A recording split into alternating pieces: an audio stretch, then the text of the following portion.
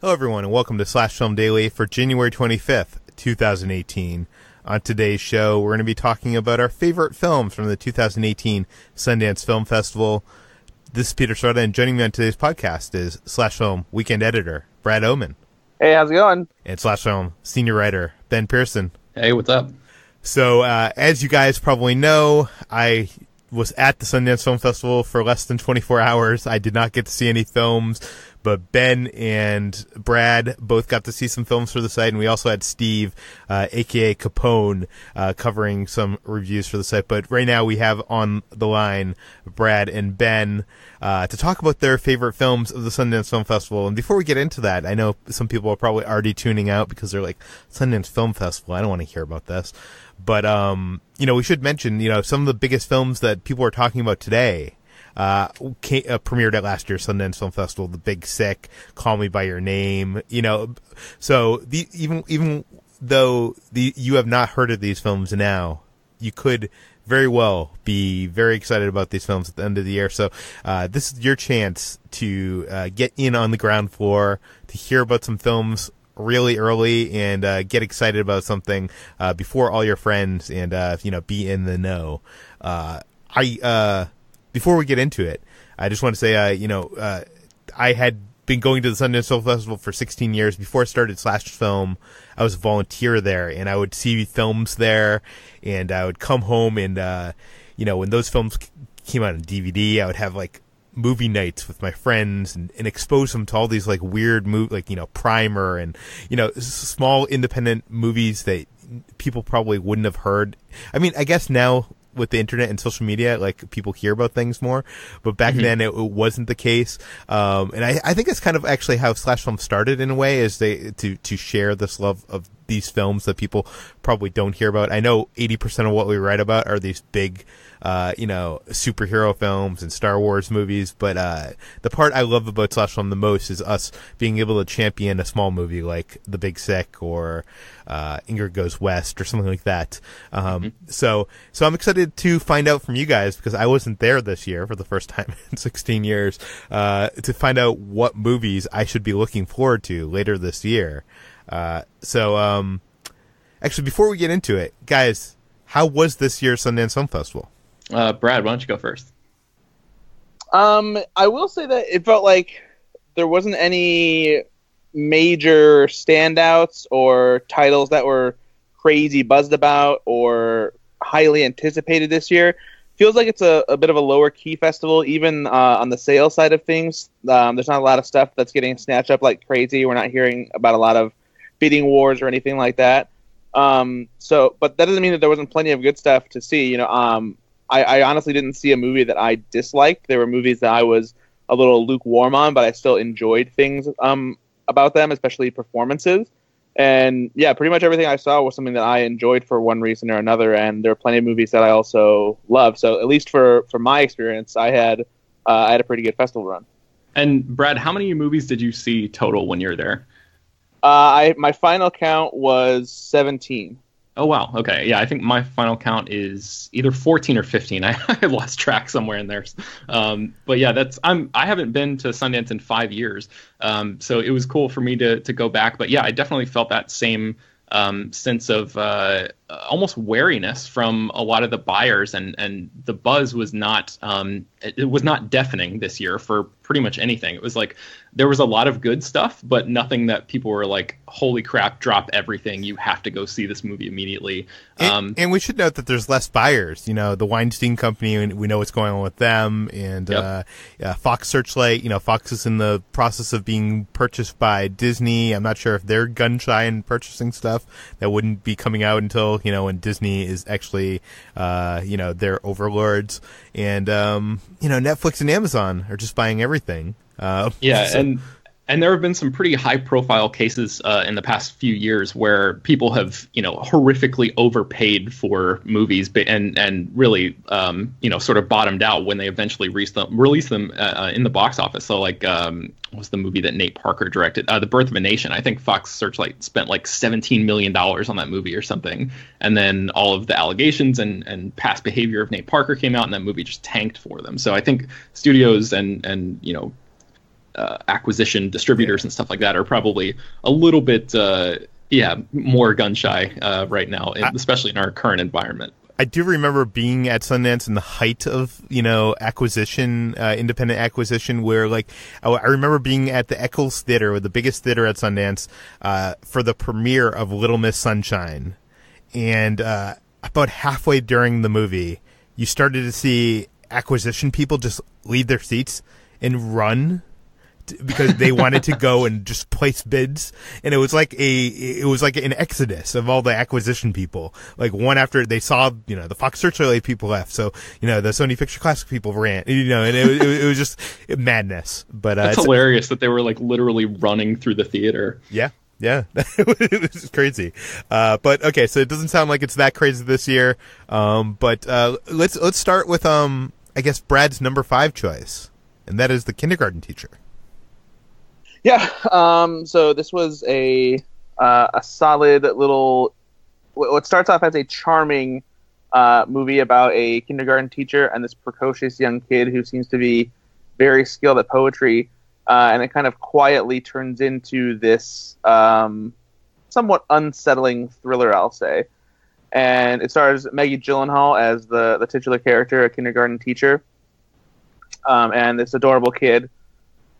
Who is the name is Parker Sivak, who's just starts spouting off poetry, and as this teacher who kind of has reached this point in her life where she's disappointed in where she's at and is bored and is trying to impress people with poetry at this poetry class she takes in Manhattan, she sees potential in him and makes some questionable decisions about how to help him find success and that kind of thing.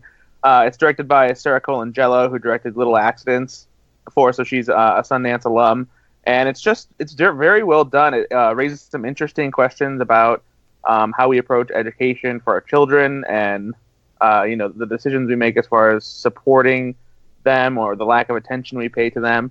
I was just really really impressed by it, and one of the things for me on a personal note that was actually kind of cool is the poetry used in the movie.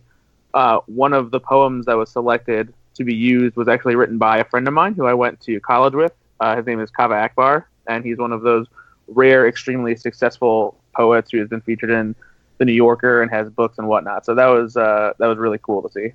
Nice. Yeah, and her first feature, Little Accidents, was nominated for the Independent Spirit Best First Screenplay.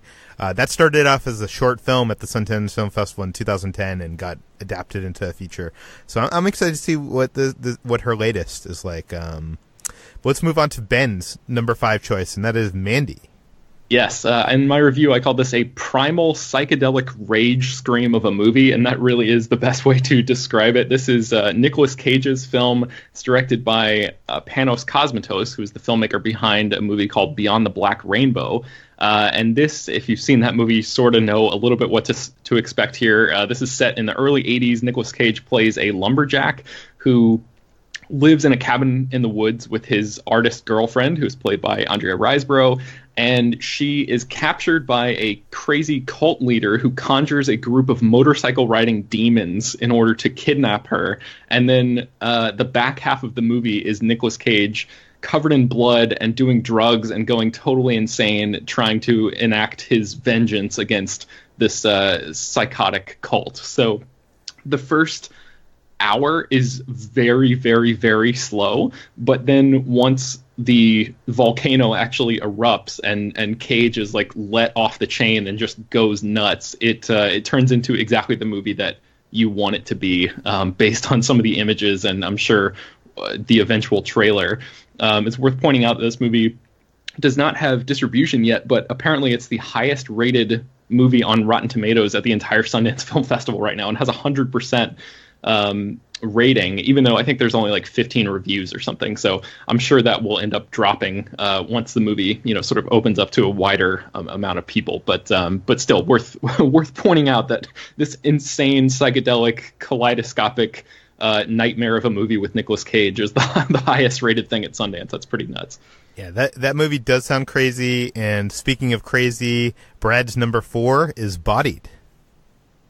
Yeah, this wasn't technically not a Sundance selection, even though it played at Sundance. YouTube had a kind of surprise sneak preview screening since they just announced that they bought the movie. This movie actually played previously at Fantastic Fest, and they wanted to showcase it at Sundance, get a little bit more buzz behind it. And this is a movie that I had been excited to see for a while, so I knew I had to go out of my way to see it at Sundance. I'm so glad I did. It's directed by Joseph Kahn, who's most famous for directing music videos for the likes of Taylor Swift and Katy Perry and whatnot. But he also directed a movie called Detention, which previously played Sundance. And this time he set his sights on directing a movie set in the world of battle rap, which we've seen in 8 Mile before, but here it's escalated to a much more stylized, heightened level. And it's almost like Scott Pilgrim versus the World meets battle rap, where you have these two people going back and forth, spitting rhymes at each other that are basically roasting each other in rap form. And the writing in this movie is whip smart, sharp. It's hilarious. But my favorite thing about it is that it absolutely takes no prisoners in how it roasts every single person you can imagine, no matter what race, what sex, what gender, or anything. There's something in this movie that is meant to offend everyone. And that's kind of the point, is that it's basically just tearing apart all these, walls we built around ourselves and things that upset us. And it's intentionally meant to be politically incorrect. And it is hilarious. And you just I got so pumped watching this movie. It made me want to go, and fail at a rap battle epically somewhere afterwards. It's just so exciting and so fast paced. And, you're right there with, the rap battle crowd, groaning when someone gets a nice burn on one of their opponents. It's so great. I know Jacob Hall saw this at Fantastic Fest and loved it. You mentioned 8 Mile. Isn't Eminem one of the producers in this film? He is. Yeah, which is really cool. But let's move on to Ben. Oh, wait, and you mentioned YouTube has picked this up. From what I understand, they're going to release it theatrically before it goes on YouTube Red, but I don't think we have details on that at this time. But let's go on to Ben's number 4 pick, and that is Generation Wealth. Yes, this is one that I talked about in our earlier dispatch from Sundance in an earlier episode of the podcast, not a couple days ago, so I'm not going to get too much more into it than that. But this is a documentary from Lauren Greenfield, who is a photographer who was the filmmaker behind the 2012 documentary, The Queen of Versailles. And over a 25-year career, she has really followed one theme throughout almost all of her work, and that is the idea of wealth and exorbitance and sort of what that does to a society. And so this documentary it basically goes, sort of tracks her whole career. It doubles as a really interesting personal piece for her, going back through her career. And she's an acclaimed photographer. She's had photos in all sorts of magazines around the world and stuff like that. So you probably know her work, even if you don't recognize her name. But it's interesting because there's some personal aspects, and you get to see her family life and what her own sort of obsession with her career has done to her and her family. And then you also get to see this sort of larger macro view of what this sort of consumer culture has done to America and China and Russia and Iceland and all these different countries that she explores in this documentary. And she actually goes back and reconnects with a lot of people that she photographed years before and interviews them now. So she talks with rappers and pageant kids and porn stars and finance executives and all these different people. And the movie is a really, really fascinating example of how the American dream became so perverted over the years. So that one was picked up by Amazon, or I guess it was funded by Amazon initially. In any case, the Amazon logo played before the movie did in the actual theater when I saw it at Sundance. So I'm sure it's going to be coming to Amazon Prime sometime pretty soon. Yes, and if you haven't seen her 2012 documentary, The Queen of Versailles, I think it is playing on Hulu for anybody who is a subscriber to Hulu. It was one of my favorite movies of Sundance from that year. Let's move on to number 3 from Brad, another documentary, Won't You Be My Neighbor? Yeah, this is something that I was anticipated. I had anticipated seeing before the festival began, and I was very excited to see it. It's a chronicle of the life and career of Fred Rogers, who is the creator and star of the famous long-running television program Mr. Rogers' Neighborhood that ran for decades and has spanned a few different generations of kids growing up with the Public Broadcasting Corporation. And this was just a wonderfully touching, eye-opening documentary about this man who wanted nothing more but to help kids engage with the world around them and make them understand things that were much more complex than their mind had yet developed to understand. He's so endearing and caring and loving, and all he wanted to do was help children understand, sort of the chaos that exists in the world around us. And it does this by going through kind of like the history of Mr. Rogers' Neighborhood, showing footage from some of the earliest episodes. And it was just so fascinating to see, because there's stuff that I didn't grow up on because I wasn't alive in the 60s and 70s. And you see how they tackle some very serious subject matter in these early years. There's episodes where, they're dealing with the idea of war, in the land of make-believe. And there's ties to Vietnam, and there's stuff about assassination and death, and just helping kids come to grips with these things that they know that adults are talking about, but they don't entirely understand. And it puts down a level that they do understand. And it was just such a heartwarming documentary to watch. It's very much a tribute to Fred Rogers, and it really just shows that there's not anybody else that we'll ever see like this guy on television again. This is the first time that I've ever been in a screening of a documentary, even at Sundance, and there was a spontaneous applause break after one pivotal moment in the documentary that I won't necessarily say it. If you're familiar with Fred Rogers, you may know what it is, because it's a very famous thing that he did at one point. But it's just such a moving and touching documentary. You definitely have to see it. And the good news is that it's already been picked up. Focus Features is behind it, and it comes out on June 8th this summer. I'm really curious, how much does this delve into him as a person? I feel like I know him as a public persona and, his show, but how much did it delve into his personal life? You definitely get a vibe of who he is outside of the show. Obviously, since he has passed, we don't get much perspective from him, even though there is some archive footage of him talking about philosophies and the show itself and that kind of thing. But you get more insight from his wife, Joanne Rogers, and his kids. And honestly, that's kind of what the most fascinating thing about this is that the public persona of Fred Rogers, that's who he was. That's who he is. That's the most amazing thing about this is there's no dark secrets. There's no hidden personality. There everything that we saw on Mr. Rogers, everything that we see in interviews that he's conducted, that's who Fred Rogers is, and that's kind of what makes him such a genuine TV icon. Okay, let's move on to Ben's number 3 pick, and that is Sorry to Bother You. Yes, this one is directed by Boots Riley. It's the most eccentric directorial debut that I have seen in a long, long time. This movie is extremely weird, but it also is very compelling, and it has a lot to say. It's a searing social satire. It basically stars Lakeith Stanfield from Atlanta and Get Out as an Oakland telemarketer who discovers that he has the ability to channel a quote-unquote white voice inside himself to sell products to his customers over the phone. And that white voice is provided by David Cross from Arrested Development. So it's weird. He's moving, Keith Stanfield is moving his mouth and David Cross's voice comes out. That is one of many of this movie's really, really surreal touches.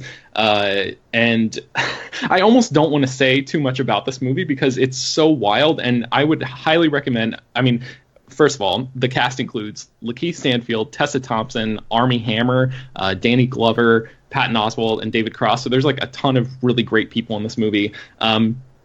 But I would say go into it knowing as little as possible. I'm not even really going to say anything more about the story because it's so wild, the stuff that happens on screen. And there is a jaw-dropping reveal that happens in this movie that it's literally unlike anything I've ever seen in a movie before. So this one, I think, is being it's the focus of a little bit of a bidding battle right now, and the last we heard was that Annapurna Pictures is close to picking it up, but they haven't officially signed it quite yet. But I am confident that you're going to see this at some point in the future, whether it's this year or maybe early next year, depending on when they decide to actually release this thing. But it is, I mean, if you like any of those people that I mentioned, and especially Armie Hammer, he gets to really like lean into the comedy, and he plays like a coke snorting CEO of a high powered company. This movie is really wild. Yeah, I wanted to see this film based on the cast alone. I'm excited to see it when it finally hits theaters, whenever that happens. But let's move on to Brad's number 2 choice, and that is Blindspotting. Yes, Blindspotting recently got picked up by Lionsgate. It was pretty clear that it was going to be picked up simply just by the vibe of after seeing this movie, which played on opening night at Sundance. This is a movie that stars Daveed Diggs, who you might know from Hamilton. And it's directed by newcomer Carlos Lopez Estrada. And the film takes place in Oakland and follows this guy who is a convicted felon who was recently released from prison. Well, not recently, but he's been out of prison for almost a year now, and he's in the last few days of his probation, and follows him trying to just kind of stay out of trouble, live his life, and not get caught up in drama again. But he happens to witness the shooting of an seemingly unarmed black man in the streets on his way home by a police officer played by Ethan Embry. And the movie kind of just continues of him trying to stay out of trouble and this image haunting him. And what's really interesting is the movie is absolutely hilarious, despite approaching some very serious subject matter that focuses on things like gentrification, racism, racial or cultural appropriation. A lot of very serious topics, but it's dealt with in a very poignant way that is also hilarious. I think the best way to describe it is it's kind of like Do the Right Thing, but more so for the more modern, recent Black Lives Matter movement, pushing behind it. And it's just a very sharp script, has a lot to say as social commentary-wise, and Daveed Diggs is outstanding in the lead role. He's clearly going to be a big star. Even if this movie isn't what does it for him, and I hope it is, because a lot of people need to see this movie. He just has charisma that is oozing out of him at every turn. He's a fantastic actor, and for anybody who's a Hamilton fan, yes, you will see him doing a little bit of rapping in this movie, which is also fantastic, and it's done for a very good reason. It's very striking and important, and yeah, this is just one that you need to go out of your way to see because it's outstanding. Right after this film premiered at the Sundance Film Festival, it played at the Palm Springs International Film Festival, where the director won the Directors to Watch award there. So, yeah, this is one to be on the lookout for. Let's move on to Ben's number 2 choice, which is Lizzie. Yeah, this is one that apparently got a lot of bad buzz at the Sundance Film Festival, and I had heard going into it that this movie might not be great, and I was pleasantly surprised. I don't know if that affected my my view of the film subconsciously or not, but I thought this movie was really, really fantastic. It's Chloe Sevigny. How do you pronounce her name? That last name? Anybody know? Chloe Sevigny? I'm the worst at pronouncing names. So I believe it's. I've heard Sevigny, but I've also heard Savini. So okay, all right. Chloe S. and Kristen Stewart. And Chloe plays Lizzie Borden, the notorious murderer who, the woman who killed her parents in the 1890s. And this movie really flips the script on that story because, I don't know about you guys, but the only thing I ever knew about Lizzie Borden was that she killed her parents. But this movie justifies her decision by basically setting her up as like this righteous heroine instead of just an unfeeling evil murderess. She ends up having a lesbian relationship with her housemaid, who is played by Kristen Stewart, and both of them are just doing really, really terrific work, like subtle, understated, really great performances in this film. And then it also has a lot to say, I think, about like the idea of preconceived notions about women's stories being told throughout the years. Like, a lot of times history is shaped by the winners, and 9 times out of 10, the winners in any battle are men. So the idea that maybe men who have told women's stories over the years could have baked their own biases into the tales that they're passing on is something that Lizzie made me think about. Like, how many other women's stories may have been warped by you know, different interpretations over the years, and this movie sort of approaches that from this sort of like ferociously feminist perspective, and it's pretty brutal at the end because, spoiler alert, they show the killings. I mean, that you sort of know about in a movie about Lizzie Borden, they're going to show the famous deaths that are associated with her. But yeah, it's a really fascinating film that I think justifies and sort of recontextualizes everything you think you know about this notorious historical figure. How is the music in this film? Because it's composed by a guy named Jeff Russo, who used to be one of the founding members of the rock band Tonic. But he's lately been doing a lot of TV work. Like he did the score for Fargo, the TV series, which I love that score, and Legion and Star Trek Discovery. Was the score notable at all, or no? So the thing about this is it very well could have been, but I saw so many movies after that everything, especially music, like the smaller aspects like that, have sort of started to blend together. So I can't confidently say whether this movie, the film or the music in this movie is any good or not. So I'm sorry, Peter, I'm gonna let you down with that response. But okay. You know what happens when you sort of get into a whirlwind of seeing like 15 movies in a row. So yeah. And the best musical score is just like the best visual effects. When it's good, you don't notice them. So you know, it just adds into the storytelling. But let's move on to Brad's number one film. Oh wait, and that's being released by Lionsgate?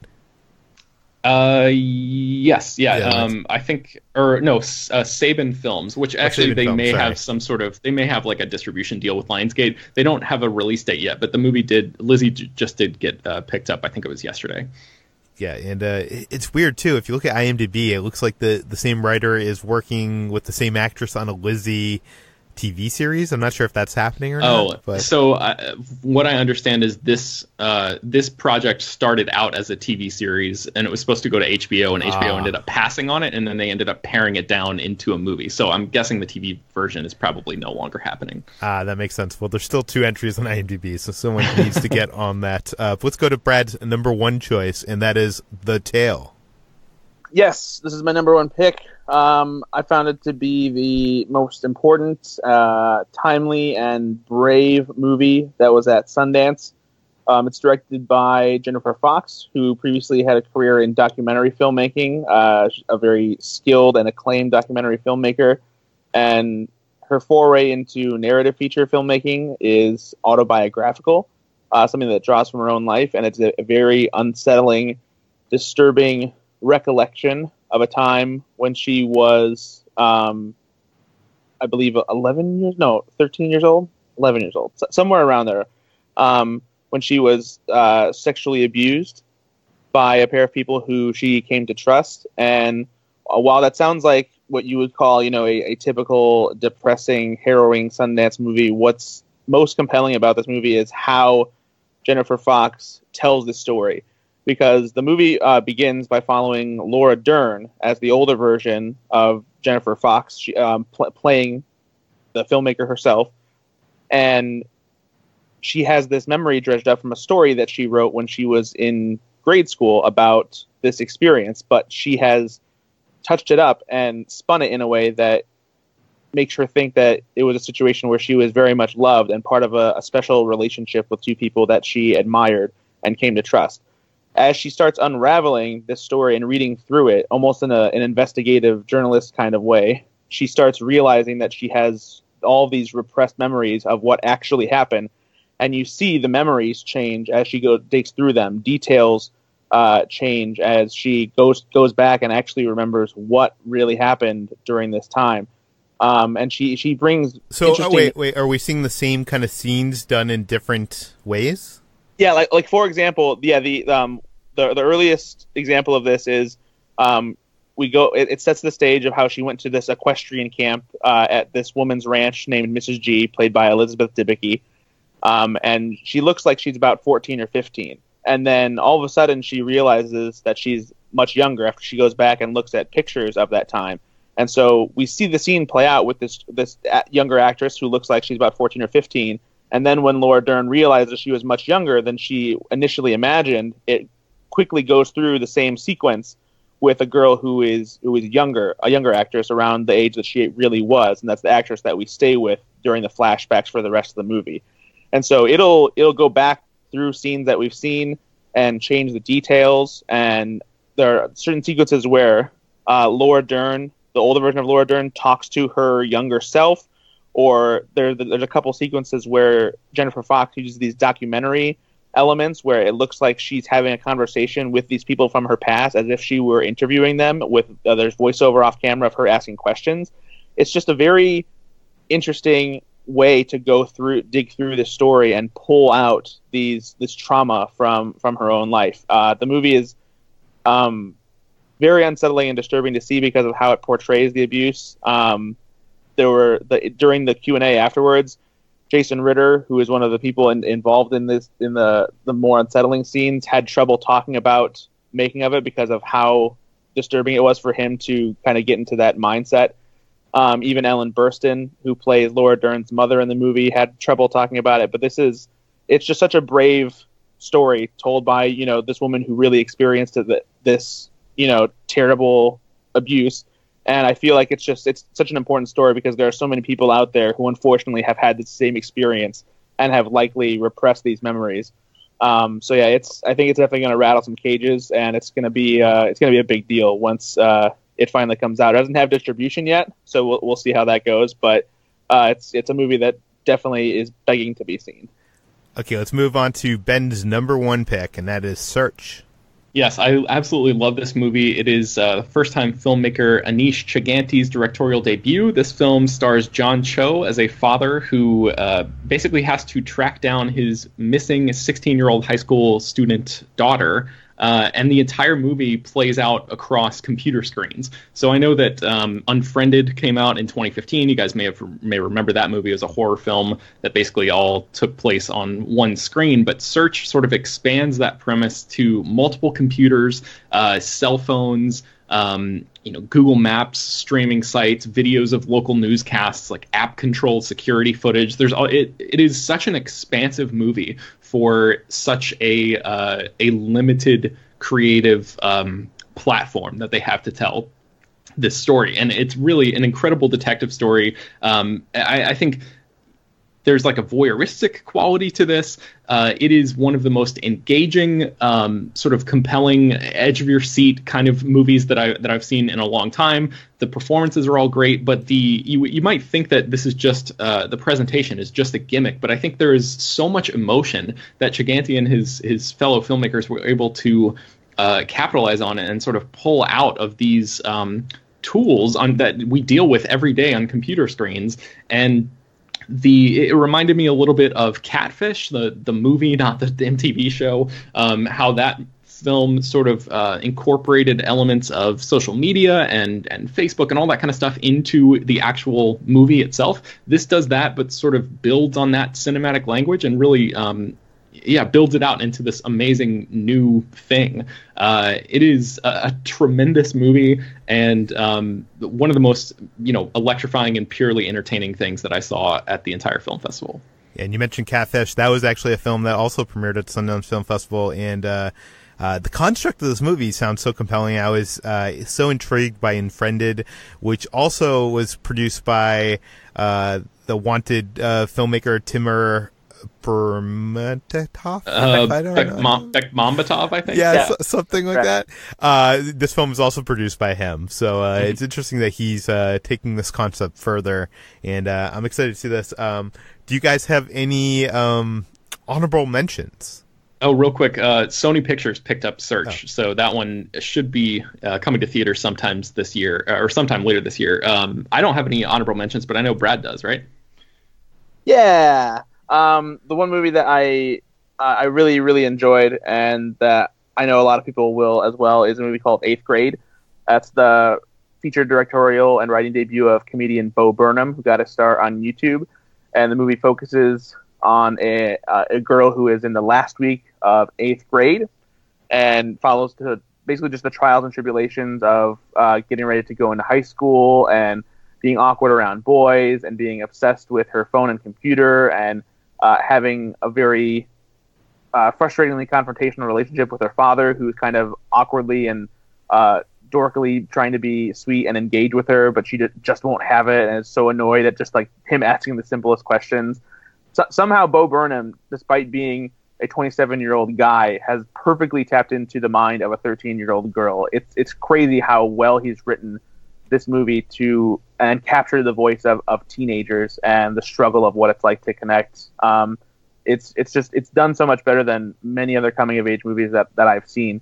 And it's at a very unique time. A lot of people will tell you that middle school just sucks because, your body is changing and kids are starting to be huge jerks. You're starting to figure out who you are. And, it's just, you're surrounded by some of like the worst kids ever.